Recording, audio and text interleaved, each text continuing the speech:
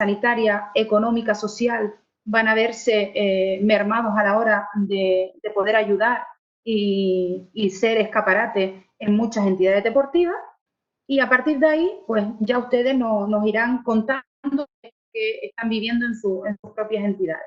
Y termino con una frase para comenzar y sobre todo que salgamos como la anterior, con un buen sabor de boca y que el tejido del sector deportivo es muy resiliente, tiene mucha fuerza y al final, como la de Fénix, surgimos y resurgimos de la ceniza.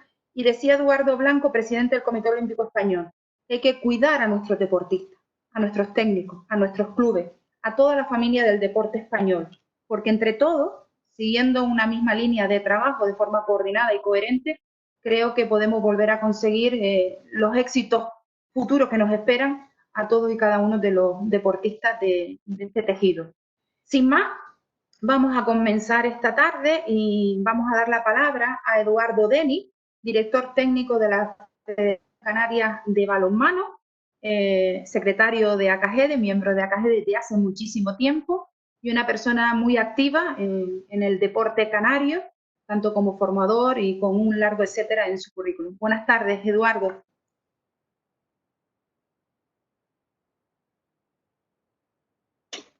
Buenas tardes, ¿se me oye, Paula? Buenas tardes a todos y a todas. Primero empezar dando las gracias a CAGEDE por invitarnos a la Federación Canaria de Balonmano a participar en estos espacios de encuentros deportivos virtuales. Sin duda ha sido un éxito, como ya decía Paola, las anteriores, y la verdad que hemos podido sacar muchas conclusiones de los diferentes escenarios deportivos que tenemos, y para la gente que nos dedicamos al deporte, pues están sirviendo de gran ayuda. Esperemos que la de hoy también no solo sirva de ayuda, sino que nos sirva a la gente que estamos al frente de las federaciones de poder compartir experiencias y ver cómo se va a desarrollar todo el deporte federado a partir de esa fecha clave, que cuando empiece esa famosa ya, ese nuevo concepto, la nueva normalidad, ¿no? Al primer problema que se nos plantea, la necesidad, la obligatoriedad de mantener el distanciamiento social. Bueno, el balonmano está claro que es uno de los deportes donde el contacto prevalece mucho, donde hay muchas acciones de contacto entre oponentes, y es una de las, digamos, necesidades que no podemos cumplir a pie juntillas, porque el escenario, tanto en entrenamiento como de partido, no te permite que tengas una distancia de 2 metros con tu oponente. Vamos, sería casi imposible el desarrollo del juego, ¿no? Eso aplicado a la seguridad absoluta de higiene a nuestros deportistas.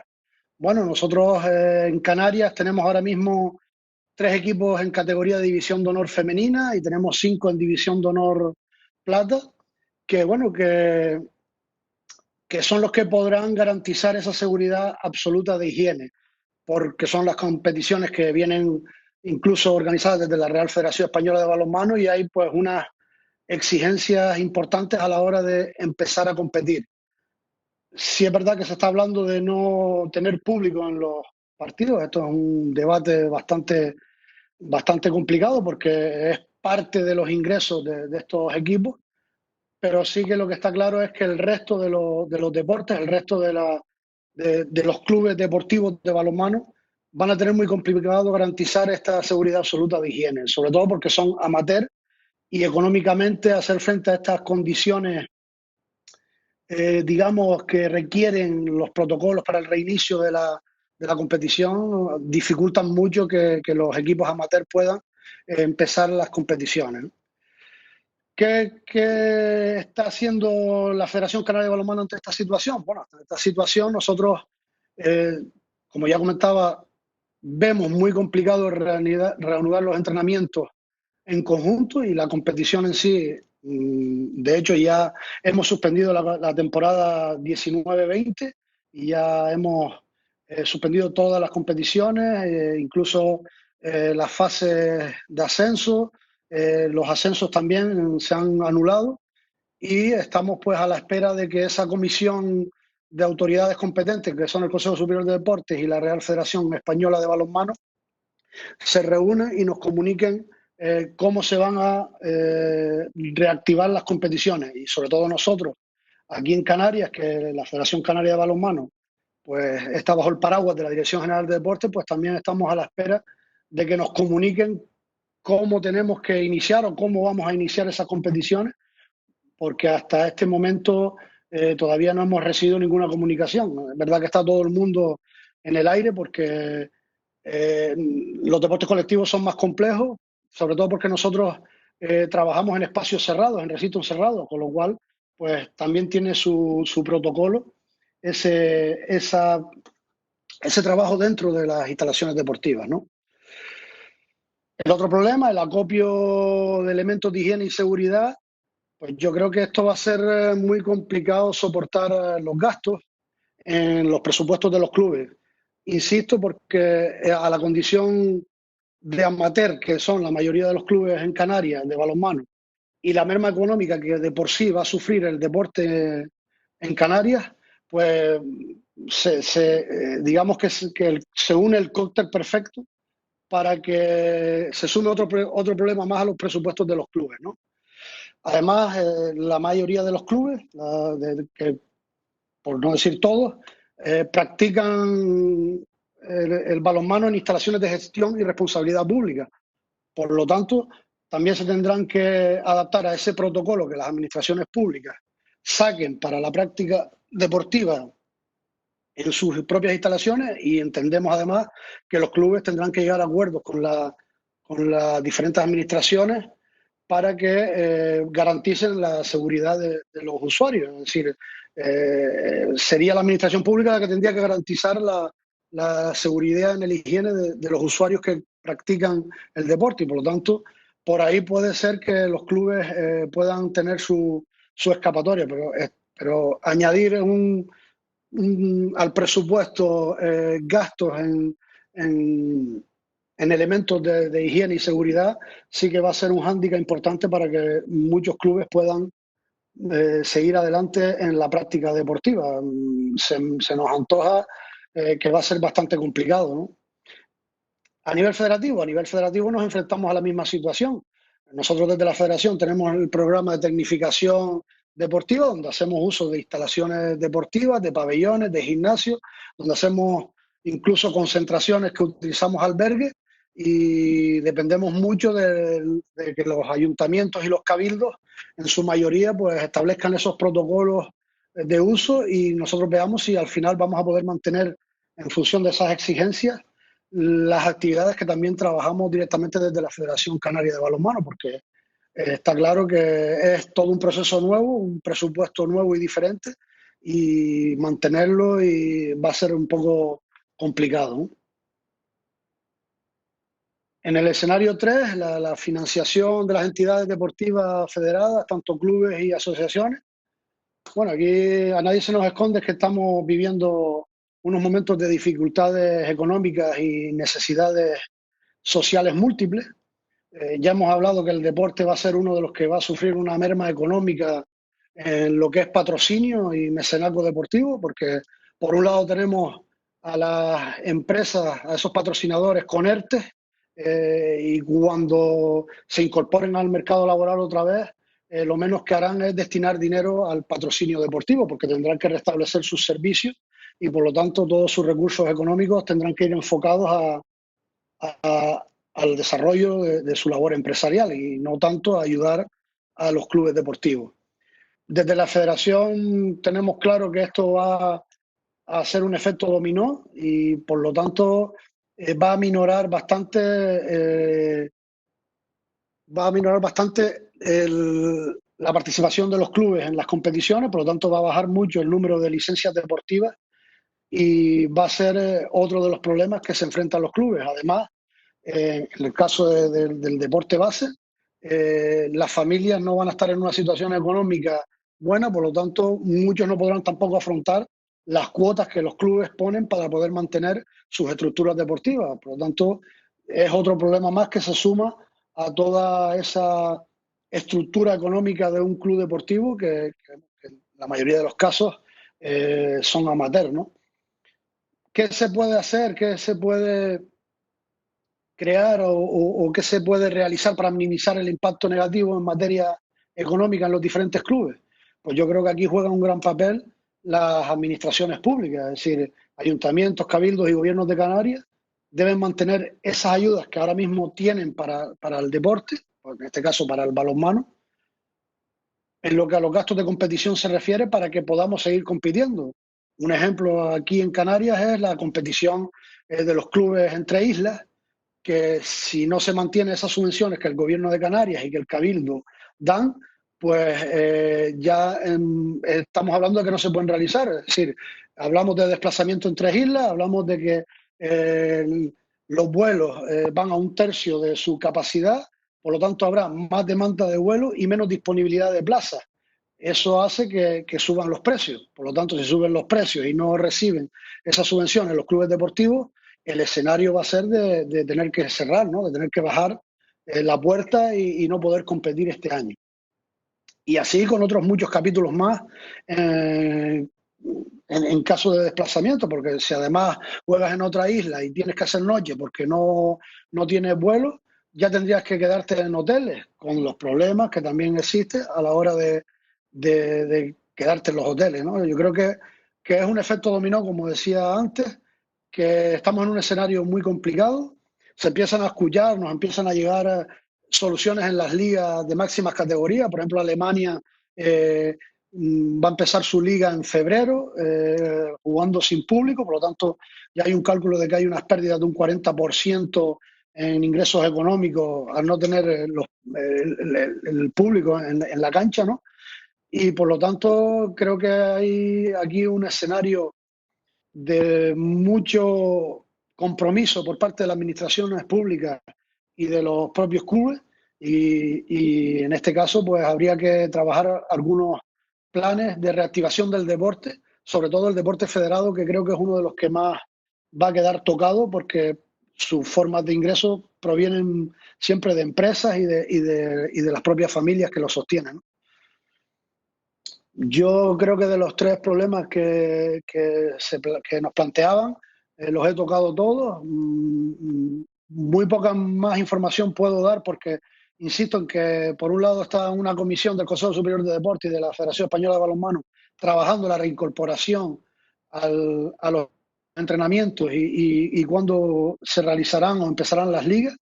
Y está todo, insisto, en el aire porque la información que va llegando es muy poca y yo creo que existe un miedo a tomar decisiones porque al final no somos deportes individuales, somos deportes colectivos donde en balonmano podemos tener 20 personas en una cancha entrenando y luego en un partido ya pues estamos hablando de 16, 32 participantes en una cancha. Por lo tanto, nadie quiere, digamos, tomar decisiones hasta que todo esto se vaya aclarando más.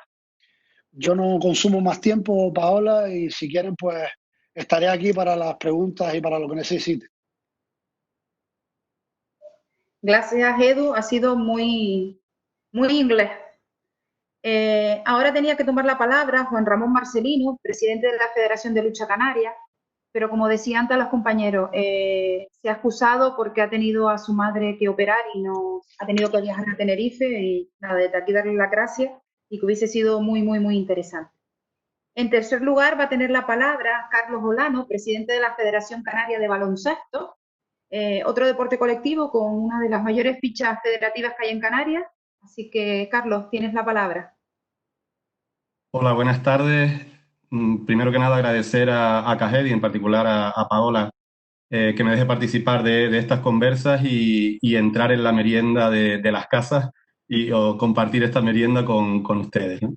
La verdad que la intervención de Eduardo ha sido completísima, hay muchísimas cosas. Yo creo que compartimos un deporte pues de cooperación, oposición, como es el balonmano y el baloncesto, que se parecen muchísimo con un elemento en común, que es el balón, y que a la hora de ese distanciamiento de seguridad o de mantener la seguridad, pues ya encima se nos complica mucho más, además del contacto personal, ¿no?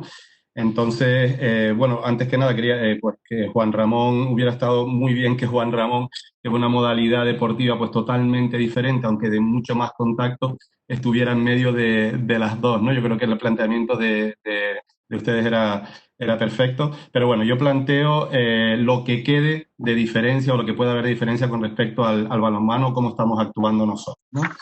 Nosotros ahora mismo desde el punto de vista administrativo, pues yo supongo que como todo el mundo hemos tenido, los profesionales de la federación pues están ahora mismo en un ERTE, de tal manera que lo que queríamos era proteger el funcionamiento de la federación una vez se reanude todo esto y que solo tengamos que trabajar, ¿no? Que no tengamos que salir todos a la calle, administrativos y todo, pues a buscar dinero para que la federación pudiera funcionar. Entonces yo creo que el ERTE ha sido una de las soluciones fundamentales de cara al funcionamiento de nuestra federación en el futuro.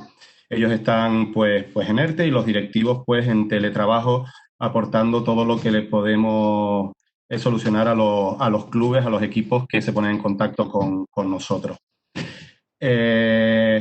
Como decía, nosotros, un porcentaje muy, muy alto de los clubes canarios realizan su actividad en centros educativos. Yo me iría incluso por encima del 90% dedican los centros educativos para realizar su actividad. Por lo tanto, estamos estrechamente relacionados a la parte educativa, que sabemos que ya de por sí tiene mucha información diversa, dispersa, que todos los días, incluso a lo largo de un mismo día, salen comunicaciones de de cómo se va a reincorporar el personal y los alumnos a educación, ¿no? Pues nosotros estamos detrás de ellos. Tenemos dos partes, ¿no? Lo que sería el baloncesto profesional. Como saben, el baloncesto profesional de primer nivel, o la Liga ACB, es una liga independiente que no depende de la Federación Española, por lo tanto, tampoco de la Federación Canaria, aunque seamos intermediarios. Y ellos, pues, bueno, saben que están intentando finalizar con partidos lo que sería la temporada. Evidentemente sin público, con lo que eso acarrea, ¿no? Económicamente. Lo que sí es verdad es que sí tienen un seguimiento televisivo que a lo mejor otros deportes no lo tendrían y por lo tanto por ahí pueden solventar un poco el tema económico y de seguimiento del público o del interesado, ¿no? Y después está el baloncesto de formación o semiprofesional, que es en el que nosotros no, nos movemos, que como decía, pues el riesgo yo no sé si al final es alto o muy alto, pero lo que sí está claro es que con las condiciones que nos ofrecen ahora mismo es completamente imposible empezar a entrenar como equipo, ¿no? Sí ha funcionado de maravilla por lo que nos transmiten desde los clubes más pequeños hasta los clubes más grandes, pues este reinventarnos, ¿no? Como decían ustedes en la frase que ponían al principio, en este cambio incesante e implacable que por tanto nos tenemos que tenemos que evolucionar, ¿no? Y aceptarlo y evolucionar, pues yo creo que se ha aceptado y se ha evolucionado bastante y se ha trabajado desde casa de tal manera que, bueno, no empezaríamos de cero si consiguiéramos reactivar el baloncesto. La verdad que se antoja muy complicado, ¿no? Con respecto al distanciamiento, pues lo dicho, idéntico que el balonmano, es completamente imposible, no es un deporte individual. ¿Se podría hacer sin seguimiento? Pues bueno, sí, evidente, está ese baloncesto en la calle, ¿no? Ese 3x3 o algo así, pero que siga habiendo me refiero a que no necesitaría ese entrenamiento, pero sí el contacto, por lo tanto, se antoja igual de complicado. Con respecto a los elementos de higiene y seguridad, el principal patrocinador del baloncesto en Canarias, y yo supongo que de casi todos los deportes, es la madre y el padre.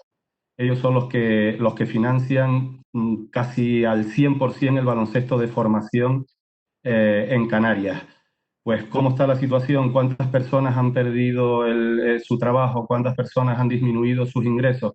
Por lo tanto, toda esta situación va a influir directamente en el número de licencias de cara al año que viene. ¿Qué intentamos nosotros desde la federación? Nosotros no podemos aportarle nada a esos clubes, a esos equipos, pues porque nosotros nos surtimos igual que que ellos, o en gran parte de las administraciones, pero sí intentar buscar un resquicio con lo que el sobrante de esta temporada, por decirlo de alguna manera, este tercer trimestre ahí que se quedó, o último trimestre que se quedó sin jugar, pues a ver de qué manera podemos abaratar el tema de licencias de cara al año que viene. Al igual que le hemos solicitado a la compañía del seguro deportivo, que en este caso es Mutua Tinerfeña, a ver de qué manera puede haber una devolución de alguna cantidad económica por el cero siniestralidad en este periodo, y que con esto ayudemos, si no tanto a terminar la temporada, que nosotros ya la hemos dado por finalizada, quitando las categorías que tienen ascenso a Liga Nacional. Todas las demás de formación las hemos dado por terminadas. Una vez la Federación Española de Baloncesto iba diciendo que no se realizaban los campeonatos realizando nuestras competiciones, ¿no?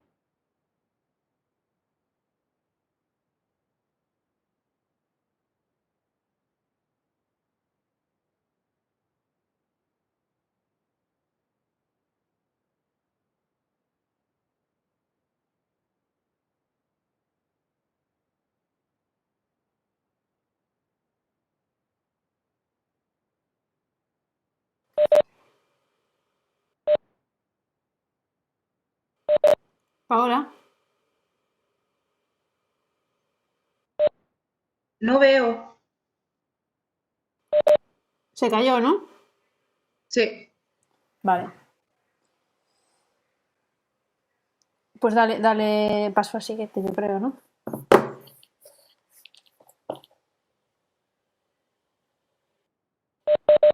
No se te oye, Paola. Buena. Creo que ha habido algún problema técnico. En lo que se va solventando, vamos a dar paso al tercer ponente, ¿vale? Para no dilatar la tarde.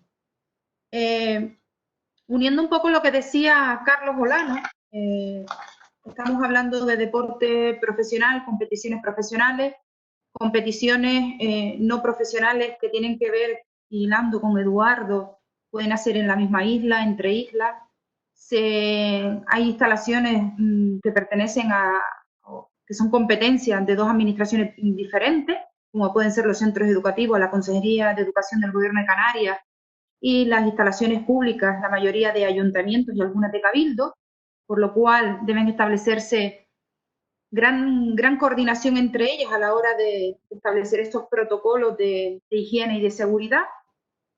Y ahora vamos a dar paso a Carlos Hugo Pérez. Él es técnico superior del Cabildo de La Palma, que incluso viene a darnos otro tipo de competiciones que se dan, y son las que los propios cabildos, con la Dirección General de Deporte, pues en función de sus competencias, también realizan a nivel insular. Y cómo ese tipo de competiciones están acabando o se han acabado ya, y cómo va a ser el futuro inmediato de ellas una vez después de este post-COVID, lo que lleva lo que es la vacuna, y cómo es el panorama que nos espera. Tienen la palabra Carlos Hugo, o CAI, como muchos los conocemos, también socio de ACAGEDE desde hace muchísimos años, desde sus inicios, y gracias por compartir con nosotros. Hola Paola, buenas tardes. Buenas tardes a todos. Agradecer, y me uno a los compañeros, agradecer por supuesto la iniciativa que ha tenido la Junta Directiva de CAGEDE en organizar estas actividades, en particular la invitación que a través de la presidenta se me ha hecho para representar a una administración pública en estas jornadas telemáticas, y animo a continuar a CAGEDE en esta senda que en los últimos años creo que lo está haciendo muy bien, después de caer en un pequeño vacío. Bueno, a nadie se le escapa, y más con lo que ha comentado Eduardo o el propio presidente de la Federación de Baloncesto, que nos encontramos ante una situación singular y desde luego extraordinaria.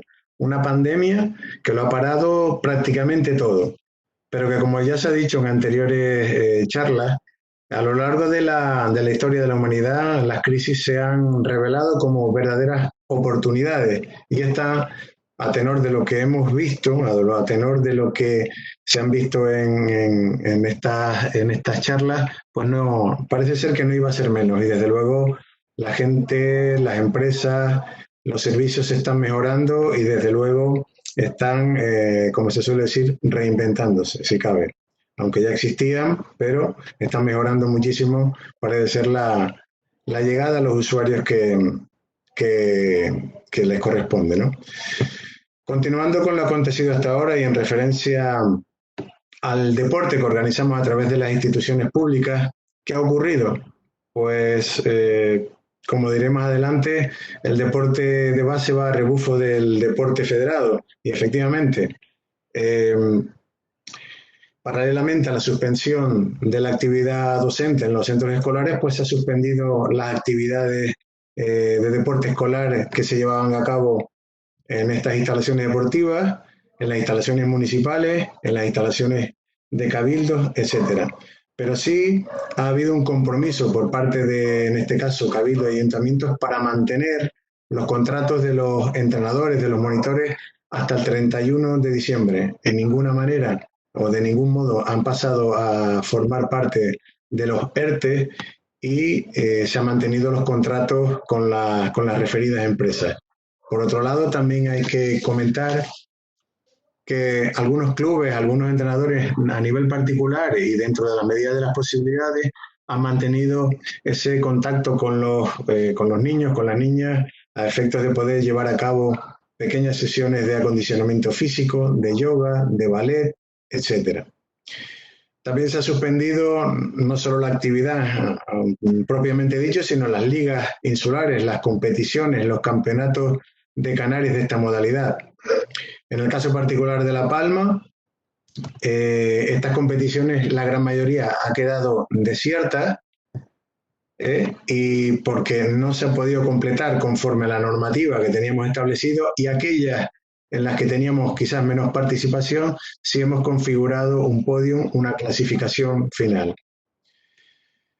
Obviamente, y desde hace escasos días, hemos procedido también desde el Servicio Insular de Deportes a suspender las actividades propias de la época estival, llámese campamentos, cursos de verano, campus lúdicos, etcétera, debido a que nos sería o nos está haciendo particularmente difícil, esta decisión ya se ha tomado, insisto, en que la Administración pueda cumplir los plazos y los procedimientos establecidos legalmente. En este sentido, en lugar de estar planificando o trabajando sobre la finalización de la actual temporada y irnos introduciendo poco a poco en lo que serían las actividades de verano, pues estamos planificando, si cabe, la próxima temporada, con todas las connotaciones que los compañeros acaban de indicar, y la desescalada que se está produciendo para la reapertura de nuestras instalaciones. En este sentido, yo quiero solamente a nivel de esta tarde introducir, es decir, esta situación sirve para evidenciar un nuevo deporte. ¿Por qué hablo de nuevo deporte? Bueno, este deporte que todos conocemos, el pádel, el tenis, el atletismo, etcétera, ¿qué ocurre? Que se está llevando a cabo, se está empezando a llevar a cabo con unas connotaciones inherentes al propio deporte y que no se pueden llevar a cabo. Por ejemplo, la apertura o no, o el uso o no de vestuarios. En esta segunda fase se van a poder usar, pero no se van a poder usar, por ejemplo, al 100%. Duchas no se van a poder usar y bueno, no quiero entrar en otros detalles. La utilización de geles o material desinfectante o de seguridad para no producir contagios o evitarlos. Se reducen los tiempos de juego. Se tienen que desinfectar materiales si un niño, después de que un monitor ha entrenado, por ejemplo, a nivel de tenis o de pádel, se desinfecta el material para que, o simplemente no lo toca, para evitar precisamente y garantizar la seguridad de los usuarios. Es decir, por eso podríamos hablar, y solo insisto, a nivel del contexto de estas charlas, de este nuevo deporte. Entonces, bajo este paradigma de nuevo deporte, ¿qué va a suceder en los próximos meses? ¿Qué va a suceder en el mes de septiembre, octubre? Pues ya nos lo está un poco dejando ver los compañeros que han intervenido anteriormente. Y aunque el escenario hace un mes o dos se antojaba bastante complicado, bastante oscuro, animamos a lo que han indicado, a las políticas activas de los gobiernos y la iluminación que día a día nos están dando las autoridades científicas, a que lo que estábamos viendo negro hace 15 o 20 días o sencillamente ayer, hoy puede haberse identificado pues cualquier otra causa, como se ha dicho últimamente, que quizás por el tocar un picaporte, una puerta o lo que sea, pues el contagio se ve bastante complicado. No es ninguna novedad, y también se ha comentado estos días atrás, que el deporte se ha evidenciado en estos días como, sobre todo en los de confinamiento, como una gran y enorme herramienta de ocupación del ocio, de mejora de la salud, y en esto las entidades públicas tenemos que ser conscientes y trabajar en lo que hablábamos antes, ¿no? En ir adaptando y procedimentando el deporte de base. En este sentido, pues, y hablando de esa nueva adaptación, y si tomamos como ejemplo, ya que veo a Patricio por ahí, el fútbol en sus distintas modalidades a nivel de base, fútbol 5, fútbol 7, fútbol 8, fútbol 11, habrá que añadir unas nuevas pautas normativas, tanto en el juego como en los entrenamientos, aunque ya se están dejando ver en las ligas profesionales. Y nosotros, desde luego, estaremos muy atentos para proceder a esas adaptaciones, como digo. Nuestro granito de arena también, desde el Cabildo Insular de La Palma, desde el Servicio de Deportes, se está terminando un borrador, un manual sobre las buenas prácticas de la vuelta a la actividad deportiva, que aparte de hablar del COVID y las maneras de contagio, pues da solo recomendaciones, pautas, acerca del uso de las instalaciones deportivas, recomendaciones a los entrenadores, las precauciones que se deben tener, recomendaciones para realizar las actividades deportivas y durante las actividades deportivas. En este sentido, pues vamos a ver, hoy por hoy, si tuviésemos que diseñar entrenamientos o actividades para dentro de unos meses, con lo que sabemos o con lo que nos indican las autoridades hoy en día, pues probablemente tendríamos que reducir los grupos, como nos están indicando. Tendremos que reducir los tiempos que le dedicamos a cada uno de esos grupos por entrenamiento, o añadir un día más de entrenamiento, con la afectación que pueda haber a los contratos que ya tienen los monitores con las empresas de servicio.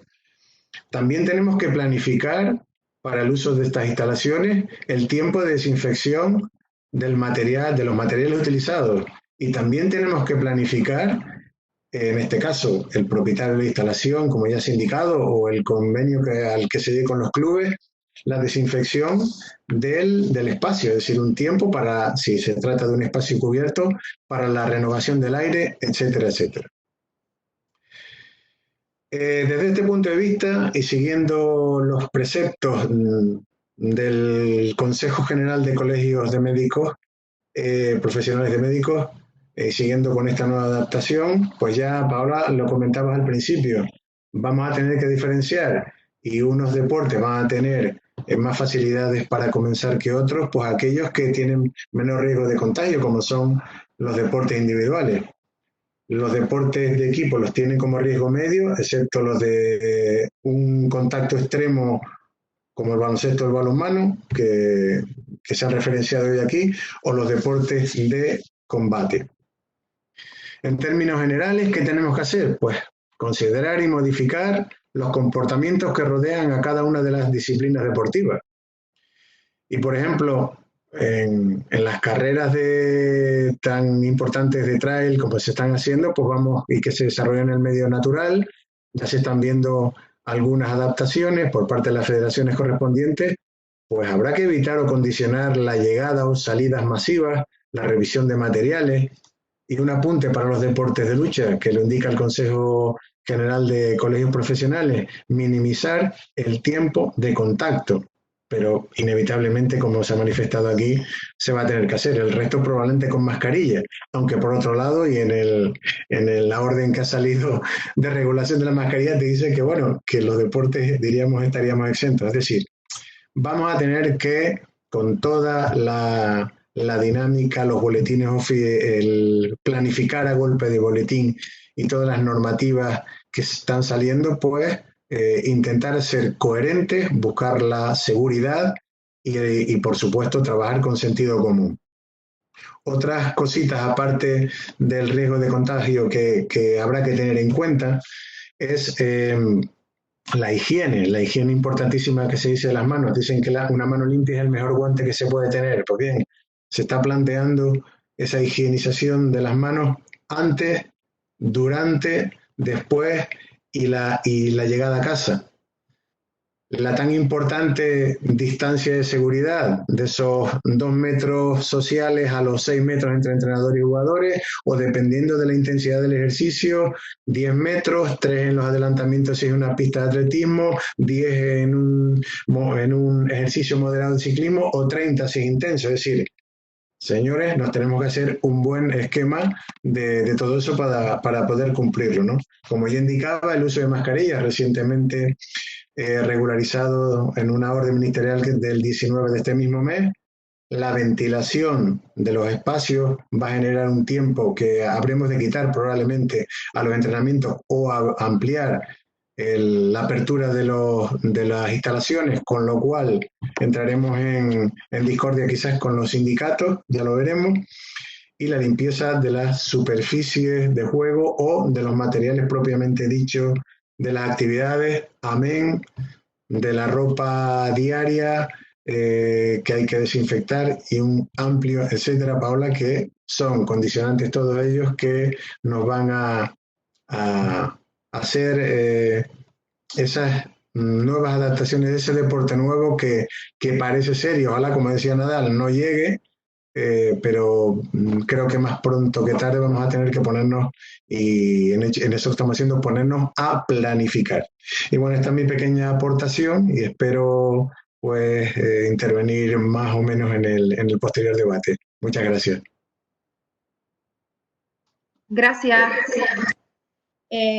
Como habrán visto, Federación de Balonmano, Federación Canaria de Balonmano, Federación Canaria de Baloncesto, un cabildo, una institución insular que organiza competiciones, y ahora una entidad deportiva, Unión Deportiva Las Palmas Sociedad Anónima, a través de su director general, Patricio Viñayo. ¿Por qué? Yo creo que desde el deporte profesional al deporte base, cogemos a toda la franja de edad de niños, jóvenes, adultos y adultos mayores, y también el fútbol, el deporte que más fichas federativas tiene, el deporte que en instalaciones públicas más se practica, y el fútbol que ha comenzado antes la parte profesional a entrenar, no a competir. Han competido en otros países de Europa y han iniciado algunos países esa competición para finalizar ligas y campeonatos, pero que trae también a la sociedad, y ahí, Patricio, te invito a que saques tu genio y figura, a tener dentro de la sociedad, sobre todo de los que nos hemos visto obligados en el confinamiento a hacer actividad física y que nos los han restringido tanto, y ellos han visto que los futbolistas profesionales sí han salido a entrenar, o sí han tenido unas medidas de seguridad e higiene antes que otros profesionales. Y cómo no, la visión que tú ves como director gerente de esta institución como es la Unión Deportiva Las Palmas, y sobre todo que también vinculado a la liga en sus estamentos y a las federaciones, pues nos darás sobre todo darás a conocer información que algunos todavía no conocemos, y tenemos el privilegio de tenerte entre nosotros. También has sido socio de ACAGED, espero rescatarte, Patricio, y que continúes aportando a la gestión deportiva canaria. Paso la palabra a Patricio Viñayo. Bueno, buenas tardes a todos. Si se oye bien, me das Paola pulgar, ¿vale? Todo esto, digamos que este nuevo orden mundial en cuanto al fútbol profesional empezó el 8 de marzo. El 8 de marzo fue cuando se disputó la última jornada de la Liga Española, tanto la Santander como la Smartbank, Y la primera medida que nos comunicaron es que el siguiente partido se iba a disputar sin público. A medida que avanzaba esa semana, ya nos informaron la segunda medida, que era que directamente se suspendía esa jornada y la siguiente. El 14 de marzo entra en vigor el estado de alarma y ya en esos 15 días el propio estado de alarma impedía la celebración de la competición profesional en esas siguientes 2 semanas, que luego no decayó el estado de alarma, sino que se prorrogó y actualmente seguimos en estado de alarma.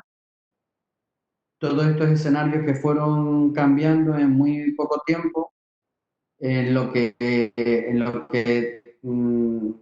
afectó es que pues rápidamente la Asociación de Clubes empezó a poner a trabajar a todos los departamentos para hacer las previsiones de tesorería de todos los clubes, de estas 42 que socialmente son clubes, en el aspecto contributivo son empresas ordinarias como cualquier otra, porque al ser el 9,3% del Producto Interior Bruto del país, ya el gobierno se puso en contacto con nosotros para encomendarnos que garantizáramos la viabilidad de la mayor parte de los clubes, por un lado. Por otro, que se trabajara para volver cuanto antes a la actividad con plenas garantías para la salud de los jugadores y del personal no deportivo, y ver de qué manera, ya que está también dentro de un apartado, que es otro grupo de trabajo que hay con el Ministerio, estamos dentro de las industrias del entretenimiento, de qué manera se podría amortiguar el tremendo impacto, puesto que son conscientes de que como bares y cafeterías, pues son 42 clubes, 42 empresas en definitiva, que dependen también en una parte significativa en su presupuesto del ticketing, es decir, de las entradas que se venden en cada evento y además de las entradas anticipadas que se venden durante la temporada en formato de abono. En este nuevo escenario, pues ya se fueron barajando dos posibilidades, que la competición se reanudara o que no se reanudara. Para poder reanudar la competición, como hay tanta implicación con otras competiciones internacionales, como son la Europa League y la Champions League, y la propia Copa del Rey, aparte de lo que es la Liga, que es la competición doméstica, la principal, pues entonces se empezaron a formar grupos de negociación con UEFA, de negociación con FIFA y un grupo de todas las ligas profesionales europeas para ver si quién renunciaba a sus calendarios para poder plantear primero la posibilidad de reanudar la competición.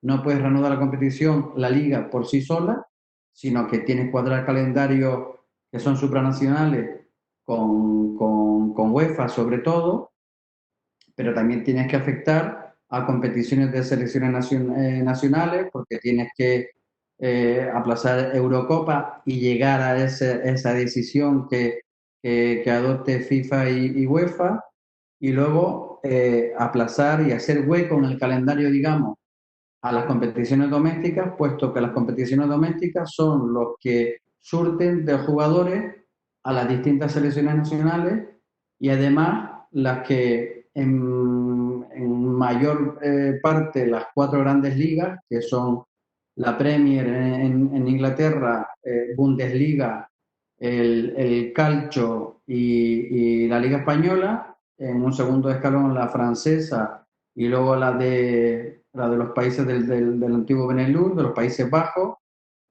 pero si no renunciaban las federaciones internacionales a mantener el calendario que estaba fijado para esas otras competiciones, es imposible que las ligas domésticas, la Bundesliga ha sido la primera que se ha puesto en marcha, tuvieran opciones en el calendario para extender más allá del 30 de junio que digamos que está instaurada como una fecha tradicional en la que el curso deportivo acaba, que pudieran extenderse durante el mes de julio y no se sabía bien si durante el mes de agosto.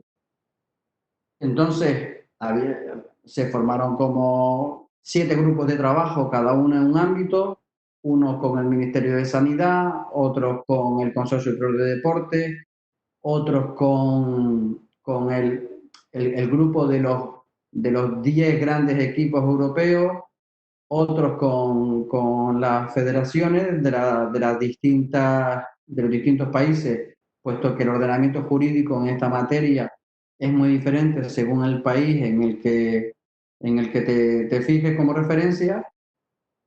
Y una vez logrado que hubieran suspensiones de competiciones internacionales y además que se supeditaran los calendarios de las otras competiciones a los calendarios modificados que se proponían en las distintas ligas domésticas, pues entonces ya se informó al gobierno que podría plantearse la reanudación de la competición. Eso es con la dimensión sanitaria. La liga empieza a trabajar en un protocolo de vuelta a los entrenamientos, del que hubo 8 borradores. En ese protocolo de vuelta a los entrenamientos, pues se cuenta también con un grupo de expertos sanitarios que también era internacional, no solamente de España, puesto que el protocolo que surge de la Liga Española, digamos que al 80 o 90% es copiado por otras ligas europeas. Y como en la relación con la Federación Española de Fútbol, entre la Federación Española de Fútbol y la Liga, siempre es intempestuosa, puesto que la federación es un ente, en el caso de esta modalidad del fútbol, eminentemente recaudador. La Liga es una asociación encargada eminentemente de generar recursos, pues hubo como una traslación a los propios comportamientos políticos que podemos ver en el Congreso de los Diputados. Es decir, durante un tiempo hay armonía y luego, si tienes alguna diferencia, en tiempo de crisis, aprovechas para ver cada uno qué iniciativa puede presentar y que deje en mal lugar al otro.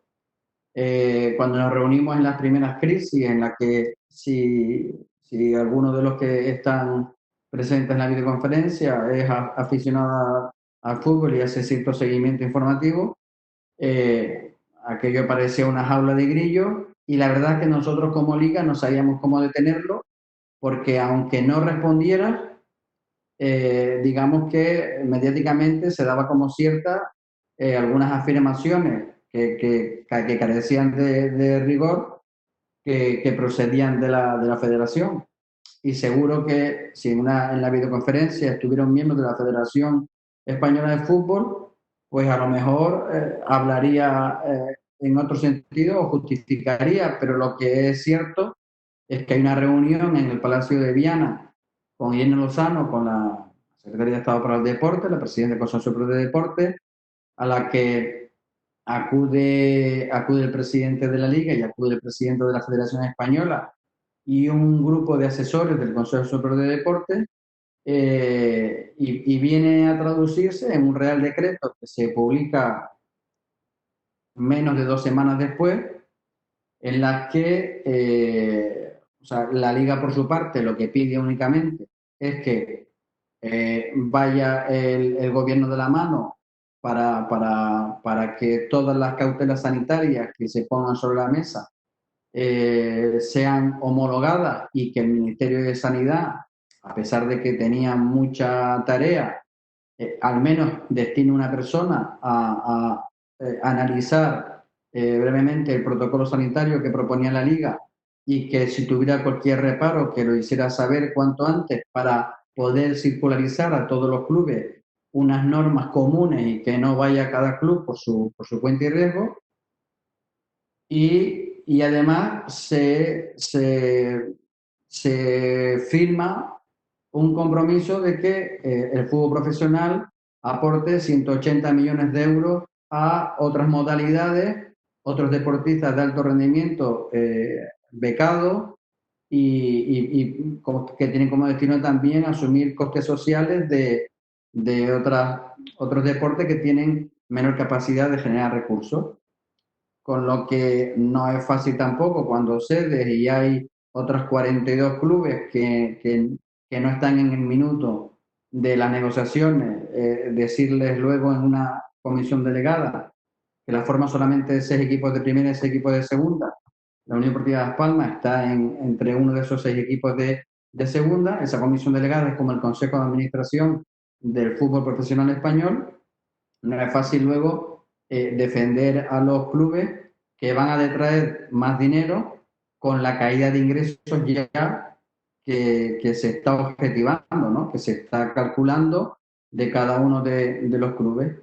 La razón es que, o la realidad al final, es que lo que hace la liga, lo que hace el fútbol profesional es destinar 450 millones de euros para toda la falta de recursos que se prevé que va a tener el Consejo Superior de Deporte en su política de becas de deportistas de alto rendimiento, deportistas de alto nivel, que son los que hemos visto seguramente en muchos informativos, que cuando no tenían restricciones horarias para entrenar y la gente en los balcones, cuando lo veía fuera de la franja horaria que estaba establecida, les increpaban y no sabían que eran deportistas de alto nivel, porque en el resto de modalidades, aunque sean deportistas de alto nivel, la mayor parte de ellos no son de reconocimiento público, ¿no? Cuando, digamos, el Consorcio Superior de Deporte consigue esta partida presupuestaria que sale de los presupuestos de los clubes para otras modalidades, lo único que hace el fútbol es oye, vamos a hacerlo conjuntamente, y que el propio presidente del gobierno sea el que mencione la necesidad, como antes decía también Kai, no solamente de que hay una práctica deportiva que habrán visto ahora todas las calles, las franjas horarias que están permitidas, que hay más gente caminando y corriendo que nunca y en bicicleta que nunca, pero que también el interés del gobierno era que uno de los síntomas más visibles de vuelta a esta nueva normalidad era pues que el contenido televisivo y mediático más demandado, que por fortuna o por desgracia es el fútbol, pues que regresara a los hogares. Todos los operadores televisivos también hacían ver al gobierno que era necesario, e incluso el gobierno, no sé si ustedes recordarán, que dio una ayuda de urgencia de 18 millones de euros a las televisiones para que no se hundieran tampoco presupuestariamente, pero es que la ausencia del fútbol además estaba también hundiendo a los operadores porque nunca habían tenido en tan breve espacio de tiempo tantas solicitudes de baja al haberse interrumpido la competición. O sea, el paquete de fútbol, lógicamente, si no lo disfrutas, no lo quieres pagar, y es uno de los ganchos principales para los operadores televisivos, que mientras en Inglaterra o en Alemania hay mucha más cultura de televisión por cable en su momento y de plataformas de pago desde hace más de 30 años para acá, en España pues es una cultura que costó ir consolidando y que ahora veía que el detenerse la competición tenía ese efecto en cadena. ¿Qué es lo que pasa cuando la competición se detiene? Pues que no solamente caen los ingresos porque no se vendan entradas o porque tiene que pensar en alguna manera de resarcir a los abonados que no van a disfrutar, en el caso de la Unión Deportiva de Las Palmas, los 6 últimos partidos en casa, puesto que aunque se reanude será sin público, sino que además tienes el descenso de los derechos audiovisuales, que además ya se cobró por adelantado hasta mayo, con lo cual tienes ya un compromiso de pago que tienes que provisionar presupuestariamente, Luego tienes un contrato que se rompe directamente, que es con Oreca, que es la organización de restaurantes, cafeterías y bares, que al no poder alojar gente dentro para poder ver los partidos de fútbol, rompe con una cláusula jurídica que está perfectamente delimitada en el contrato, 150 millones de euros de ingresos, más los patrocinadores locales, que aquellos que tienen su calendario de pago distribuido en mensualidades, si se detiene la competición, no tienen su contraprestación publicitaria y entonces decidieron interrumpir sus aportaciones en tanto en cuanto no se reanudara la competición. El efecto final es que un club de fútbol, que es muy difícil que cueste menos de 1 millón de euros al mes, no hablo ya de los grandes, porque estamos hablando de 50 millones de euros al mes, lo que cuesta mantener la mensualidad de un club de fútbol profesional. Pues aunque tú tengas algo de tesorería, y no es normal que las empresas tengan de tesorería más de 1, 2, 3 millones de euros, aunque tú tengas esa tesorería, cada mes que pasa, los ingresos han pasado de ser X a caer a 0 prácticamente, puesto que los ingresos de la Unión Deportiva Las Palmas el mes pasado, abril, no llegaron a 2.000 euros, que fueron los correspondientes a la venta de la tienda online, porque hasta la gente, digamos que en la primera fase del confinamiento estaba muy, muy miedosa, muy cautelosa y el consumo se restringió drásticamente. En esos estudios de impacto se veía que con todos los riesgos que se fueran a correr, que además eran bastante controlables, el peor de los escenarios era no reanudar la competición, porque eso supondría que drásticamente se iba a reducir en aproximadamente un 30% los presupuestos de los clubes. La Liga Nacional, que reanudara la competición, luego tiene un efecto en el mercado del verano en el que mientras esos clubes correspondientes a esa liga, pongamos por caso la Bundesliga, si la Premier no se reanude, pero la Bundesliga sí, y finaliza el campeonato, la posición de esos clubes para las competiciones europeas es mucho más fuerte económica y deportivamente que aquellos clubes que pertenecen a aquellas ligas que no han podido finalizar la competición, porque al finalizar la competición tú amortiguas la caída de ingresos, que aunque sea cierta, no se multiplica en caso de que no se pueda reanudar. En el caso concreto de Las Palmas, para no hablar solamente de lo genérico, de lo internacional o de nacional, nosotros tomamos desde de las primeras días de que se decreta el estado de alarma la decisión de ir al ERTE, porque era insostenible. Si tú hacías una proyección financiera de lo que iba a ocurrir, era insostenible el club, tal como estaban estructurados sus compromisos de pago.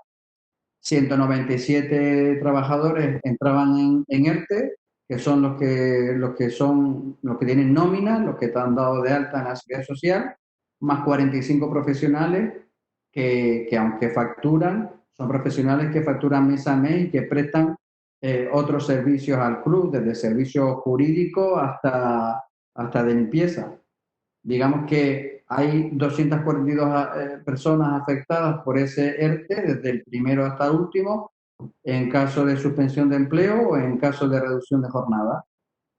La parte más conflictiva, pues siempre va a ser los jugadores, porque esta es una empresa típica en la que hay empleados que cobran más que por supuesto que el director general, pero por supuesto que los accionistas mayoritarios, ¿no? Y no hay una escala de salarial armónica, sino que en el mismo vestuario hay personas que cobran 3 veces más que otros o 4 veces más que otros. No es lo mismo complementar lo que el Estado deje de cubrir en situación de ERTE a un personal no deportivo, que a lo mejor te puede cobrar 3.000 euros al mes, 2.000 euros al mes, 1.800 euros al mes, que alguien que te cobre 60.000 euros al mes. Entonces, Es verdad que el compromiso del Consejo de Administración con el personal no deportivo fue complementar aquello que el Estado no cubriera desde todo el tiempo que estuviera el ERTE en vigor, en virtud de un ERTE de causa de fuerza mayor por la vigencia del estado de alarma, pero el hueso duro de roer era lo que supone realmente el 82% de la masa salarial del club, que es personal deportivo profesional del primer equipo, del segundo equipo, del tercer equipo y algunos juveniles prometedores, más todo el personal técnico asociado a esos equipos. Entonces hicimos una segunda categoría, que era el personal técnico que no está bajo el régimen del decreto 1006, que establece la relación laboral especial de los jugadores, sino que estaban dentro del ámbito jurídico de la relación laboral ordinaria.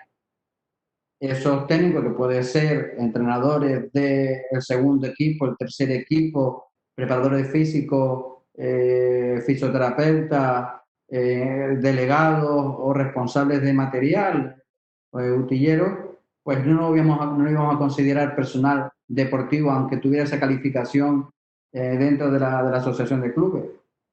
Entonces se llegó al acuerdo de negociar que a los jugadores y al cuerpo técnico del primer equipo no se le complementaba lo que no cobraran en virtud del ERTE, de la reducción de jornada, pero sin embargo se negociaba de forma paralela un acuerdo para topar las pérdidas de ingresos. Es decir, a partir del 5 de mayo, desde que entró en vigor el ERTE el 14 de marzo, eso ya equivalía a una pérdida de ingresos del 10% bruto anual de todos sus emolumentos.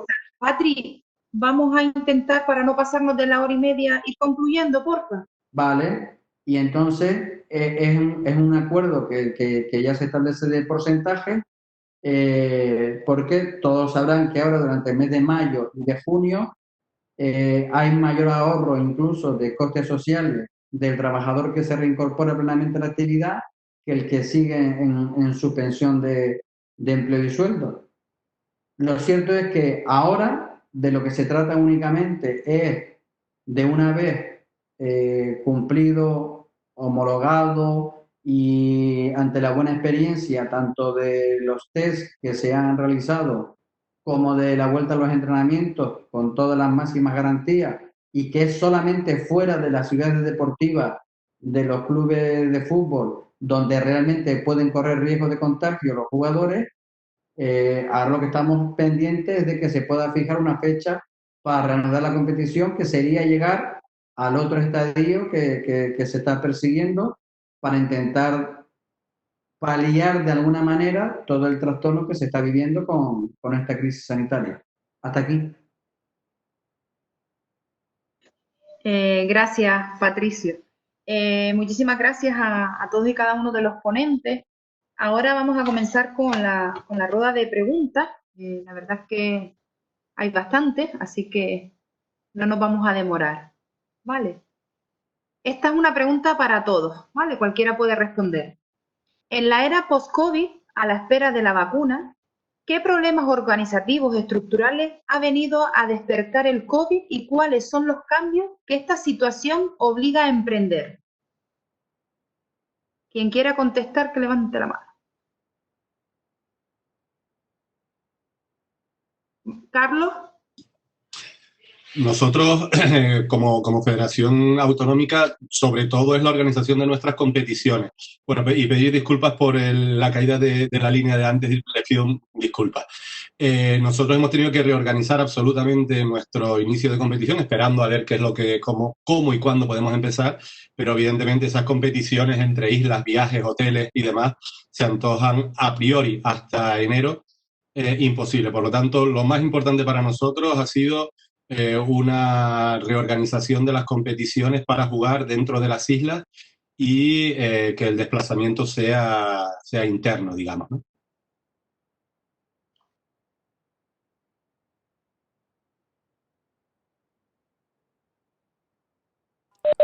Paola, no se te escucha. Tienes que volver a empezar. Esta es una pregunta que formula Guille para cualquiera de los participantes. ¿Las federaciones piensan reunirse con las entidades locales propietarias de las instalaciones para programar el inicio de la próxima temporada? El titular, ahora y siempre, es la administración. Sin embargo, en muchas ocasiones, los entes federativos no lo tienen en cuenta. Muchas gracias. Cualquiera de ustedes.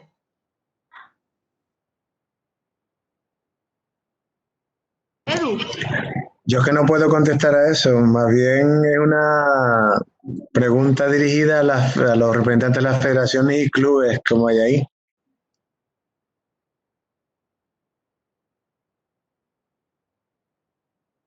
A ver, nadie contesta a esta. ¿Quién se anima? ¿Eduardo? ¿Se me oye? Sí. Bueno, nosotros el tema de las competiciones, el inicio y cómo se desarrolla lo aprobamos en una asamblea que hacemos con todos los clubes que tienen representación en la federación. Y son esos clubes los que se reúnen con sus ayuntamientos, en sus administraciones más cercanas, para solicitar las propias instalaciones. Por lo tanto, el procedimiento federativo es reunión y aprobación en asamblea de calendario de competiciones, y a raíz de ahí es cuando los clubes ya empiezan a solicitar sus instalaciones a su administración más cercana, que en este caso son los ayuntamientos. En ningún caso nosotros desde la federación nos creemos los dueños de ninguna instalación. De hecho, también necesitamos instalaciones públicas cuando hacemos nuestras actividades organizativas propias, ¿no? O sea que siempre queremos ir de la mano de las administraciones, ¿no? Gracias, Edu. Esta pregunta la formula Javi Frugoni. ¿Existen estrategias como en Cataluña que potencian la fusión clubes-federaciones en entidades de mayor envergadura para intentar que no desaparezca la actividad deportiva base? ¿Qué opinan al respecto de esta iniciativa?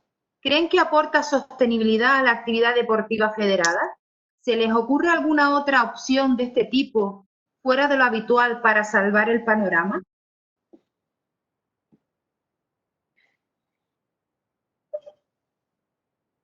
A ver, comprometiendo a las federaciones, a la de fútbol también, Patricio. Yo, para Javi, para todos, o sea, está claro que atomizar toda la estructura que realmente está destinada a popularizar la actividad deportiva en la modalidad que sea, no optimiza los recursos. Lo que pasa es que es verdad que el deporte de base tiene una realidad muy heterogénea. Hay clubes que son auténticas empresas familiares y cobran las cuotas mensuales a los padres de los chiquillos que van a jugar, a la modalidad que sea. Y luego hay otros clubes que tienen un sesgo diferente, pero siempre si hay una dependencia de utilizar una instalación pública, atomizar esas pequeñas organizaciones de la modalidad que sea, lo que favorece es la batalla del espacio. ¿Por qué el ayuntamiento en cuestión o el cabildo en cuestión o la federación en cuestión, en caso de que tenga algún papel de distribución de las instalaciones en los campos y los terrenos de juego, ¿por qué a mí sí, a ti no? ¿Por qué? Y entonces es muy difícil adoptar criterios genéricos para que la gente vea que hay un reparto razonable del uso de las instalaciones, pero todo lo que sea atomizar, lo que hace es que desperdicia muchos recursos por el camino. Gracias. Esta es una pregunta que formula Seven, aunque se ha ido por motivos laborales, creo que es de interés y va dirigida a Kai. La realidad es que los campamentos son necesarios y por lo que dice no realizarán ninguno este verano a nivel insular. ¿Pero crees que a nivel privado en La Palma habrán campamentos en las instalaciones públicas? Yo de momento no puedo adivinar el futuro. Nosotros desde luego tenemos claro que los pliegos de condiciones no se iban a cumplir. Llegábamos muy justos, todos esos contratos con el estado de alarma se han suspendido. Y luego nos planteábamos una cosa, independientemente de que aquí somos muy fiesteros y coincidía con la Baja de la Virgen, que eso ya estaba previsto, vamos a ver, tú como papá o mamá llevarías una actividad donde va a haber, si lo permiten las autoridades, ya no 10 grupos de 10, 60 o 50 niños juntos, se hacía un poquito harto difícil consensuar todas estas premisas. Tampoco sabemos el boletín oficial del Estado que va a salir la semana anterior o 2 días antes para comenzar un campamento un lunes. Estábamos, la verdad que es un riesgo. La iniciativa privada, hombre, si tú me dices, lo intentamos hacer con lo que hay ahora, bueno, pero los criterios de rentabilidad me da que no van a, en la cuenta de resultados no se van a ver bien reflejados. Gracias, Carlos. Carlos, ¿querías hablar? Sí. Yo con respecto a esto de los campamentos de verano, evidentemente no en La Palma, ¿no? Sino en general, yo sí creo que es algo que tendríamos que tener en cuenta. Los niños, las niñas se han sentido muy perjudicados con este tema y volver a tomar ese contacto, incluso esa disciplina de las normas en común, yo creo que son muy importantes. Y no deberíamos de dejar a un lado lo importante que es para la conciliación familiar estos campamentos, porque evidentemente hay muchas personas que sus vacaciones ya las han pasado durante estos meses de confinamiento y por lo tanto julio, agosto, que eran sus vacaciones, van a tener que trabajar y por lo tanto yo creo que las instituciones tienen que tener muy en cuenta la conciliación familiar de cara a este verano especialmente.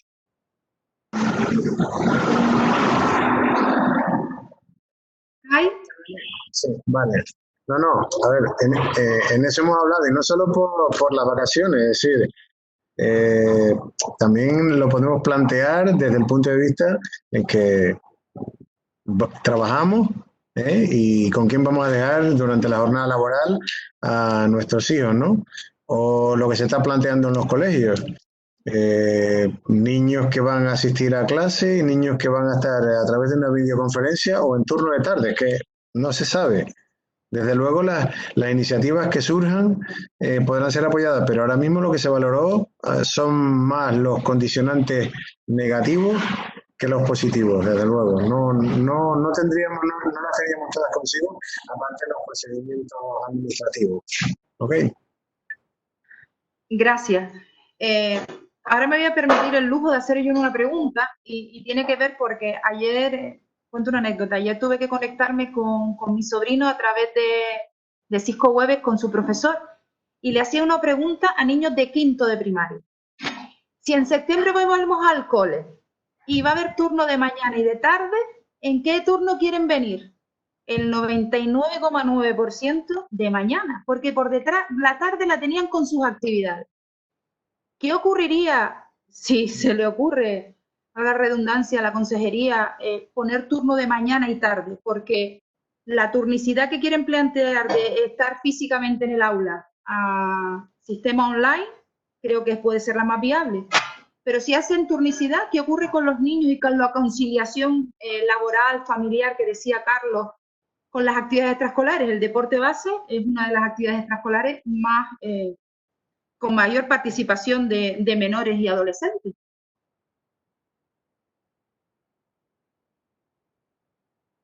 ¿Quién se lanza?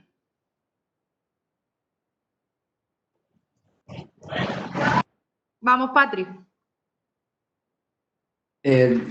Yo creo que todavía no hemos asimilado que nada será igual. Y cuesta asimilarlo. Yo me pongo en el pellejo de las unidades familiares que tienen varios menores a su cargo. Yo nada más que tengo uno a mi cargo y menos mal que estoy pasando más tiempo en casa de lo que normalmente lo hago. Pero es que llegará un momento en que cada vez vamos a incorporándonos más al trabajo. ¿Qué ocurrirá con los menores? Pues ahora mismo seguramente que habrá gente pensando algo más imaginativo de lo que se nos ocurra a nosotros en este momento, porque yo creo que quienes nos gobiernan deben ser conscientes de que lo que viene en breve, no a tan largo plazo, sino estamos hablando de que el verano está encima, eso va a impedir con absoluta seguridad que se desempeñen muchas tareas laborales, por mucho que tú estés potenciando el teletrabajo. Y hay también una realidad, que todos tenemos el miedo en el cuerpo. Una cosa es la existencia de un virus que no estaba registrado y otra es bien distinta, la pandemia de la psicosis. Nunca fue bueno matar una mosca a cañonazo. Y hay muchas situaciones que están reguladas en las distintas órdenes ministeriales que van modificando las fases. Y a mí me contaba un jugador que casi se lo llevan detenido porque tiene 3 niños, su mujer estaba con uno y él la quiere acompañar porque son 3 niños, que el mayor de ellos tiene 9 años y la policía local les decía que nada más que se permitía un adulto con 3 menores. Y entonces el jugador le decía, pero a ver, ¿qué hago? ¿Qué hago? ¿Me separo de mi mujer en la esquina y luego vamos a estar juntos en mi casa? Es que hay muchas situaciones contradictorias, pero que ahora evidentemente todas las actividades extraescolares que se desarrollan por la tarde, el 87% son deportivos, el 87% en los hábitos que están registrados, que son datos de hace 2 años, pero es que en verano, en ausencia de periodo lectivo, o tradicionalmente en ausencia de periodo lectivo, no sabemos si eso cambiará también, si no ocupas al niño en cualquier... Es que habrá cantidad de familias que se vean absolutamente obligadas incluso a dejar menores solos en sus casas. Que eso será, porque si vamos a impedir también que los abuelos cumplan con ese papel tradicional, yo no le veo una fácil solución. A ver, esta pregunta la formula un compañero que no tiene nombre. Para los deportes colectivos, ¿se considera inviable el comienzo de la temporada, hablando de deporte base, en septiembre-octubre?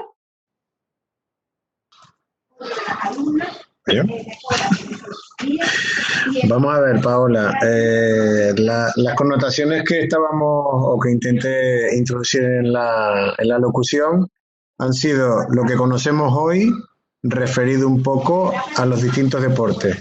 Yo desde luego en octubre o en septiembre no sé lo que va a pasar. Ojalá podamos, sobre todo por el bien del compañero que tenemos aquí y sobre todo porque el baloncesto es una de las modalidades más potentes que tenemos en la isla de La Palma a nivel escolar. Ojalá, insisto, quizás los entrenamientos es una cosa y tal vez el periodo de competición es otra. Nosotros, la verdad, no solemos comenzar las competiciones hasta el mes de diciembre. Normalmente el mes de octubre y noviembre suele ser de entrenamiento, de planificación de calendarios, inscripciones de equipos, alta de niños y niñas en las diferentes modalidades, etcétera, ¿no? Pero ganaremos un poco de tiempo. Antes decía Patrick que se estima en Alemania empezar, creo que la Bundesliga en el mes de febrero. Ellos están quizás planteándose que en enero ya o en diciembre tengamos vacunas. No lo sé. Ojalá que sí, o de todas maneras empezaremos probablemente con los deportes individuales. Sí, hay maneras de trabajar mejor con el ajedrez, el atletismo, ¿sabes? Pero obviamente los deportes como baloncesto, balonmano, aquí no tenemos balonmano por desgracia, pues están dentro de los con alto riesgo de contagio. Sí. Gracias. Otra pregunta que tenemos por aquí. ¿Los eSports son una nueva amenaza al deporte tradicional o son un nuevo deporte? No voy a decir quién la formuló. Bueno, yo quería apuntar algo de lo a propósito del comentario de Kai.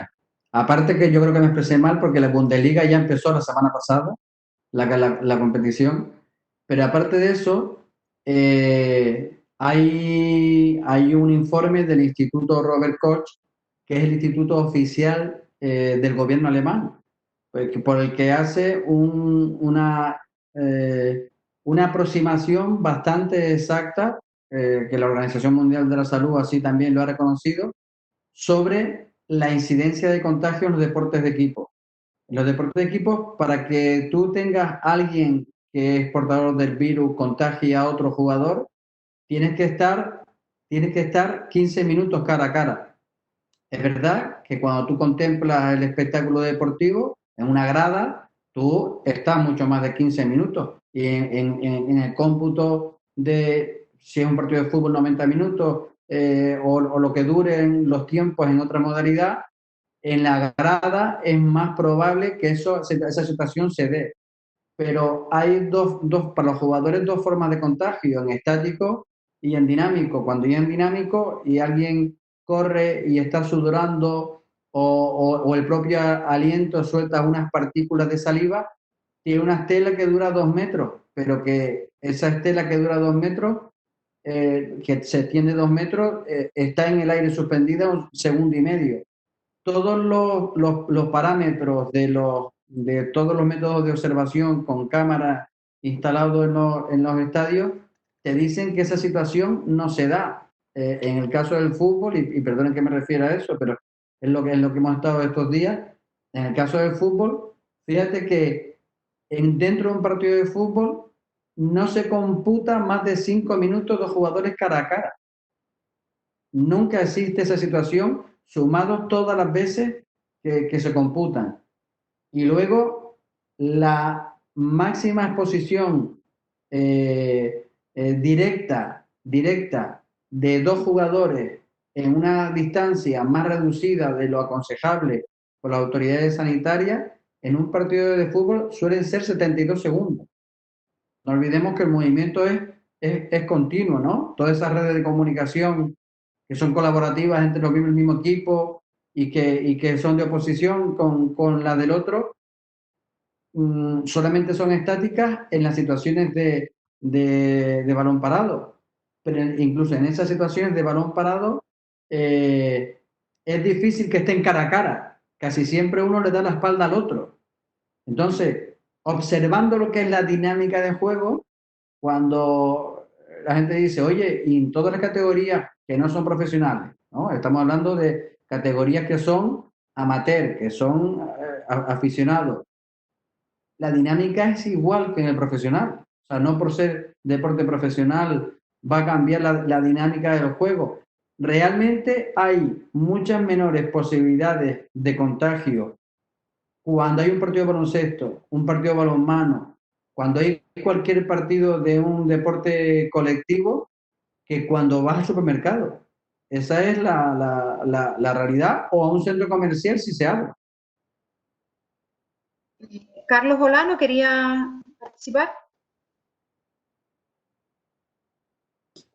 Sí, interesantísimo lo que nos acaba de decir Patricia, ¿no? Yo iba más en relación con la pregunta que hacías de los eSports. Lo que está claro es que en este tiempo de confinamiento, aquel que se dedique o que le guste el eSport ha entrenado muchísimo, nos ha superado en horas al deportista tradicional con creces, pero bueno, ahora un poquito más en serio, sí está claro que las connotaciones del deporte tradicional no las tiene el eSport, que ha llegado para quedarse, eso es obvio, que económicamente ya empiezan a tener premios muy importantes como para que la gente piense dedicarse profesionalmente a ello, pero yo creo que en ningún momento sustituirá al deporte tradicional. Yo no veo a ese padre, a esa madre, apuntando a un niño de actividad extraescolar en un eSport, ¿no? Ya bastante tiene con luchar con él o con ella en casa para que no lo juegue, como para encima tener esa actividad extraescolar. Entonces, bueno, está claro, esa es mi opinión. Yo creo que ha llegado para quedarse, pero no para sustituirnos. Patricia. No quiero, Paola, tampoco intervenir tanto, pero es que hoy mismo hemos firmado el último contrato de eSport. Quiero decir, nosotros, imagino que en su mayoría somos licenciados en educación física. Y bueno, yo tengo 55 años Yo cuando empezó el Facebook, luego más tarde el Twitter, luego tal, cuando yo oí a un amigo mío decir, tengo 978 amigos, y digo, ¿y esos amigos tuyos, tú cuando los ves ahí en el parque, tal? No, son amigos míos del Facebook y me solicitan amistad y tú decías, pero y llegaba un momento en que hubo un debate de si era bueno o si era malo, y recuerdo que había además un curso del Cabildo sobre la utilización de las marcas y sobre incluso las marcas personales y los nuevos hábitos de relación de los jóvenes, y entonces se había un debate en el aula, ¿estás a favor o estás en contra de las redes sociales? Y yo le dije, es que no cabe la pregunta, porque o sea, cuando la realidad es tan terca que ni siquiera pido tu opinión, es como yo le estaba opinando a mi hijo el otro día y me dice, ¿sale diferencia entre la pizza y tu opinión, papi? Que la pizza la pido y la tuya y tu opinión no. Es decir, son materias que han venido aquí realmente para quedarse. Y es la forma que tiene de entender el mundo y la nueva realidad personas que, como son más jóvenes que nosotros, también suelen ser más sabias que nosotros, pero la mayor parte de los jugadores de FIFA, pongo un caso también, juegan fútbol. Es decir, los compañeros del equipo de fútbol de mi hijo, que juegan a Levín, todo este confinamiento han estado jugando casi siempre al FIFA, entre ellos online. Y no hay una incompatibilidad. Jugadores del primer equipo nuestro, la mitad de ellos juegan al FIFA o a otros juegos, ¿no? O sea que el Fortnite es un fenómeno social. Y no es que jamás lo va a sustituir, porque lo único que cambia es el hábito de ocio. A lo mejor a lo que sustituye es a los bolos o a las canicas, pero no va a sustituir a lo contemporáneo, porque lo contemporáneo siempre tiene su hueco. Yo jugaba al pañuelito en el colegio de pequeño. Yo no sé cuántos niños juegan al pañuelito ahora, pero y a los policías y ladrones también jugaba en mi barrio. Ahora no, pero es que los usos y costumbres cambian. Pero nosotros estamos, creo yo, cayendo, a lo mejor porque a gente como yo nos pilla mayores, o a lo mejor porque tenemos una idea equivocada de los eSports, en demonizarlos. Cuando te cuento el caso de un jugador que estuvo con nosotros hasta juvenil, tuvo una enfermedad degenerativa y su único desahogo ha sido seguir jugando al fútbol, pero con las manos, al fútbol virtual. Entonces, yo creo que siempre será complementario, y siempre cualquier manifestación nueva social que tiene mucha acogida despierta, como en todas las fases de la historia de la humanidad, resistencias y reticencias.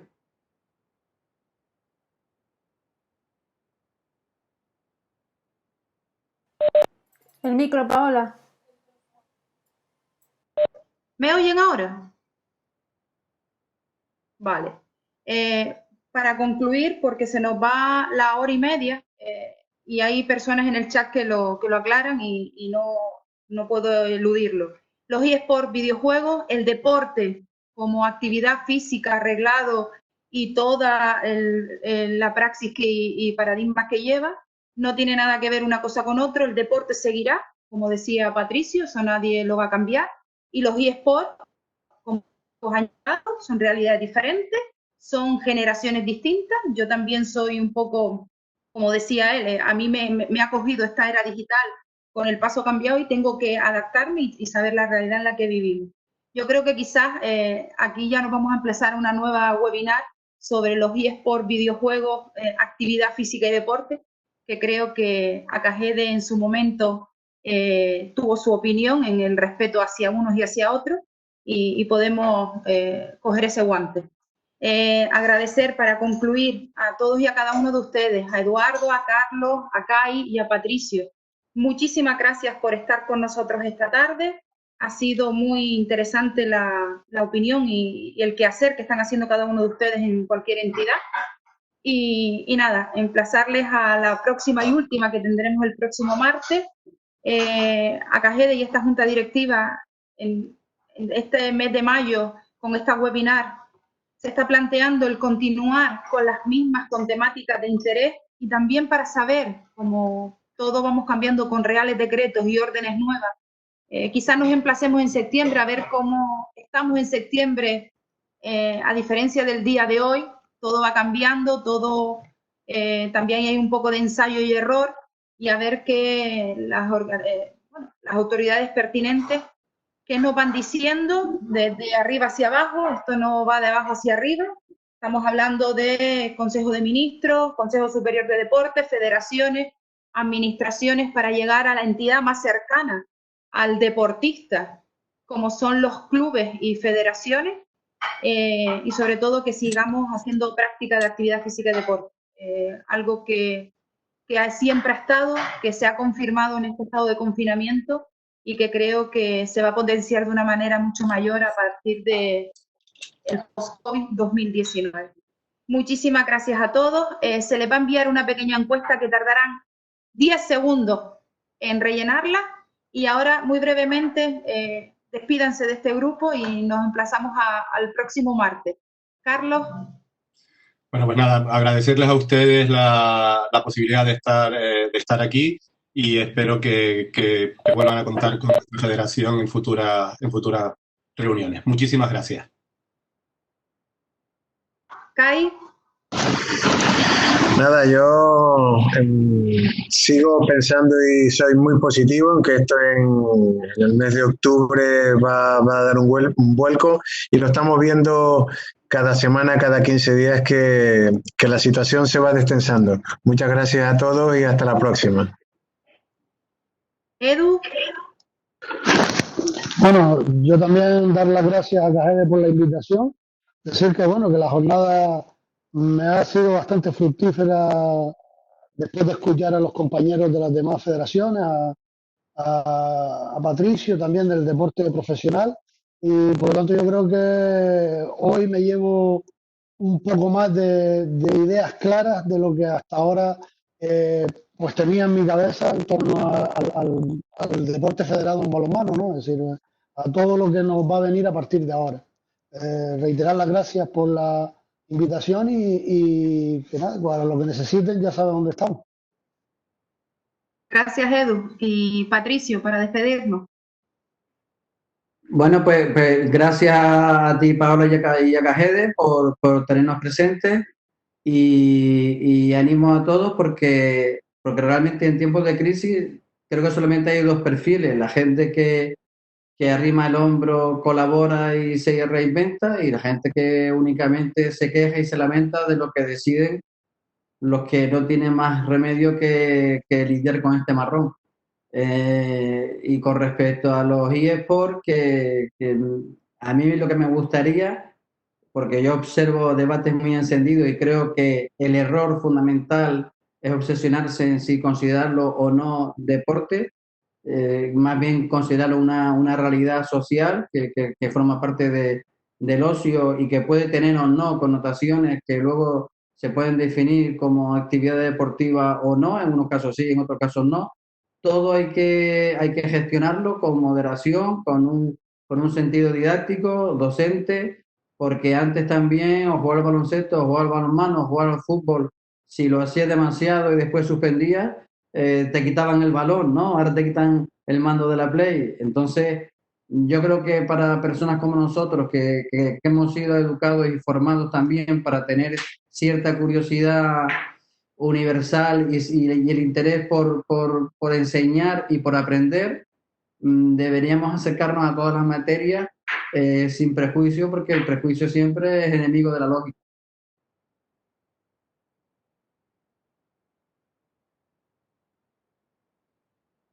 No se oye, Paola.